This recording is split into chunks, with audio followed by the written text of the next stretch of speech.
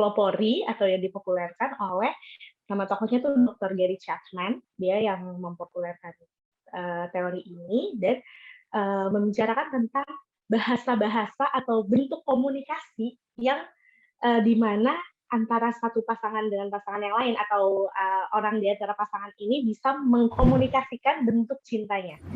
Jadi tidak harus selalu lewat verbal, tapi juga bisa non-verbal. Nah, dia turuninlah dalam bentuk 5 bahasa cinta. Halo, sahabat Nova, dimanapun sahabat Nova berada, perkenalkan, saya Kemala Nuranti, MPC Psikolog, seorang psikolog, biasanya dipanggil Lala, boleh nanti dipanggilnya Lala aja ya. Nah, hari ini kita akan membahas mengenai topik yang lagi hangat banget nih, yaitu tentang love language atau bahasa cinta. Nah, penasaran bagaimana bahasa cinta antara kamu dan pasangan? Yuk, sama-sama kita simak.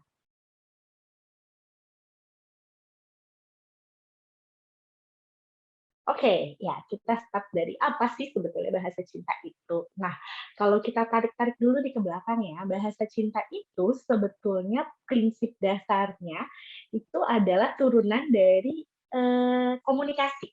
Nah, cuma kalau komunikasi itu kan nggak cuma ngomongan kayak gini ya, gitu, nggak cuma verbal, tapi juga ada non-verbal. Nah, love language ini adalah konsep gitu ya, yang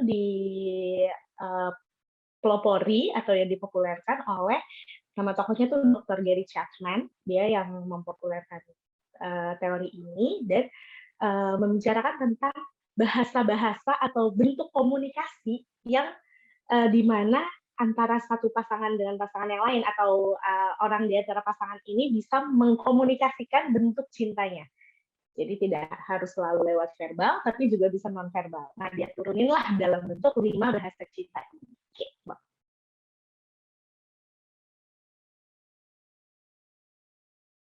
Nah, bahasa cinta itu sendiri kan sebetulnya ada 5 ya.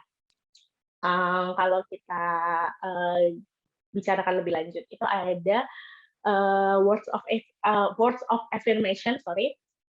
Ini yang kata-kata gitu ya, verbal gitu, menunjukkan kasih sayang lewat komunikasi verbal gitu ya, mengatakan aku cinta kamu, aku sayang kamu, atau bentuk-bentuk support yang diberikan dalam bentuk komunikasi atau pesan-pesan yang dikomunikasikan gitu.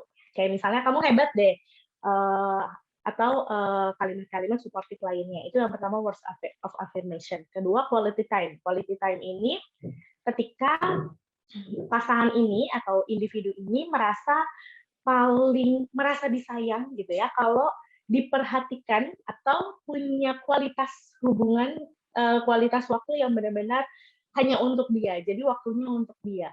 Nggak sambil nonton TV, nggak sambil main handphone nih biasanya kita nih, nggak sambil buka laptop nih yang WFH kan biasanya tantangannya di situ ya. Jadi ada quality time antara kita dengan pasangan kita. Nah, itu bahasa cinta yang kedua, yaitu quality time. Lalu yang ketiga ada physical touch.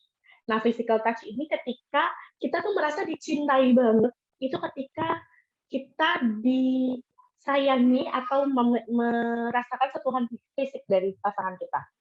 Nah, sentuhan fisik ini sebenarnya sederhana, kayak misalnya holding hands, terus pijatan ringan gitu. Kadang-kadang kan kita kalau lagi stres gitu ya, dipijat ringan di sini atau dipeluk dan sebagainya. Jadi yang suka nonton sambil holding hands gitu ya, itu bisa jadi bahasa cintanya adalah physical touch gitu misalnya.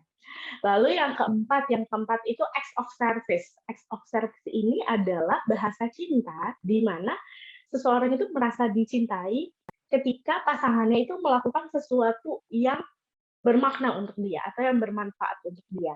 Contohnya gimana nih? Mungkin ini lebih relate untuk beberapa ibu-ibu di luar sana ya. Jadi kalau misalnya suaminya bantuin cuci piring gitu, atau misalnya masak bareng, dimasakin, dibikinin breakfast gitu-gitu. Nah, itu bisa jadi bahasa cintanya adalah acts of service.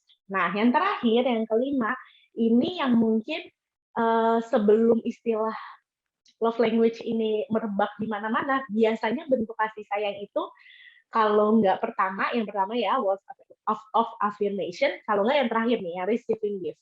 Receiving gift itu kasih kado, kasih hadiah. Nah, nggak perlu yang mahal-mahal, tapi sesederhana hal-hal yang disuka. Kalau sekarang beliin makanan secara online misalnya ya, check outin wishlist-nya di apa namanya e-commerce gitu misalnya, nah itu juga bisa jadi, nah ini kan apa bisa jadi bentuk receiving gifts gitu.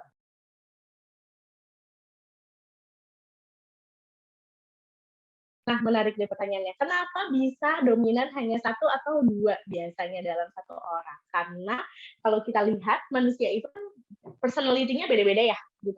Masing-masing orang tuh personality-nya beda-beda. Dan faktor yang mempengaruhi love language kita itu ya basic personality itu. Kita tuh orang yang kayak gimana sih? Kita punya kebutuhannya apa? Gitu kan? Kalau mungkin pernah baca kalau tentang tiap orang tuh punya kebutuhannya masing-masing. Ada yang butuhnya dipuji. Nah, biasanya relate tuh kalau yang punya kebutuhan untuk dipuji, word of affirmation misalnya.